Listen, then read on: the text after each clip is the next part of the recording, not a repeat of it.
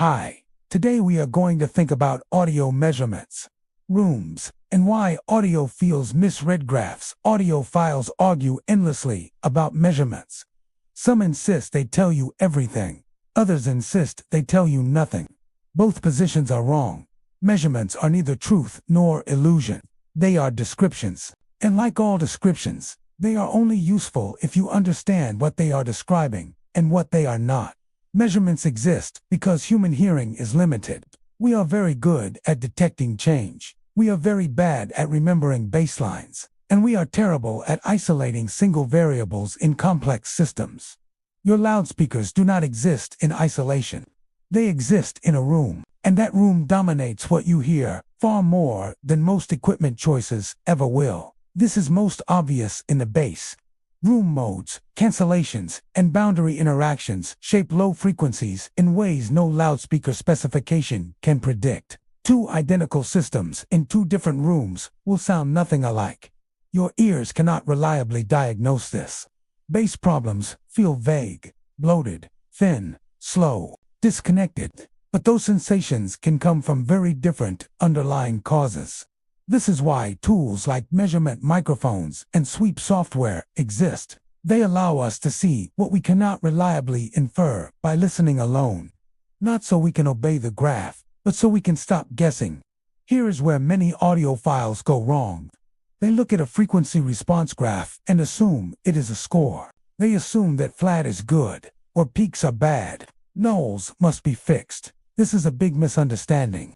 And audiophiles are arguing about this every day. A frequency response graph is not telling you what you hear. It is telling you how sound pressure varies at one point in space. That distinction really matters.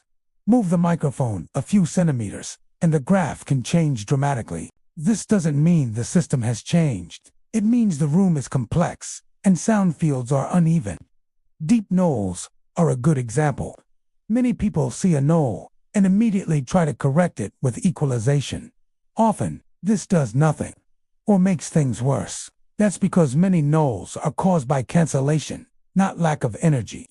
You cannot fill a hole created by two waves canceling each other out. All you can do is waste amplifier power and stress your system.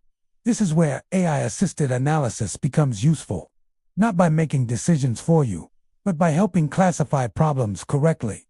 Is this a placement issue, a phase issue, a seat issue, or something that should simply be left alone? Humans are very good at seeing patterns. Unfortunately, we are also very good at seeing patterns that aren't there. Graphs trigger this instinct strongly. AI does not have that weakness. AI is particularly good at constraint-based reasoning.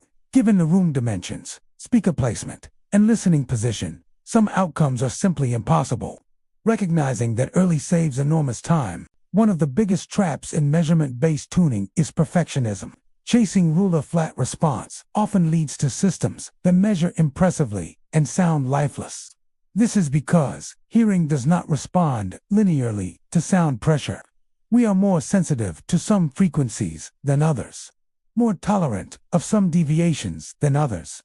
Measurements must be interpreted, not worshipped. Used properly, AI helps bridge this gap. It links measured behavior to likely perceptual effects, not certainty, likelihood. It doesn't say, this is bad. It says, given what we know about hearing and rooms, this is probably what you're experiencing. That difference matters. This reduces a specific audiophile failure mode. False confidence based on partial understanding. You are less likely to make confident mistakes. But again, boundaries matter. AI cannot tell you whether a system moves you emotionally. It cannot decide whether you prefer warmth to precision. Those are human judgments. Think of measurements as a map. They show terrain, obstacles, and constraints. They do not tell you where you should want to go. This is why arguments about measurements never end. Some people mistake the map for the destination. Others refuse to look at the map at all. Both get lost. Good system setup uses measurements to eliminate obvious problems. Then it listens. Then it stops. Knowing when to stop is part of optimization. In the next episode, we'll move inside the digital chain, upsampling filters, and why people hear dramatic differences even when the maths looks boring. Measurements don't replace listening. They protect it from self-deception. That's what makes them valuable. This series of videos will give simple and really effective strategies which will help you to get the best out of your system. It will use simple artificial intelligence so that you can speedily get your system delivering what your personal preferences are.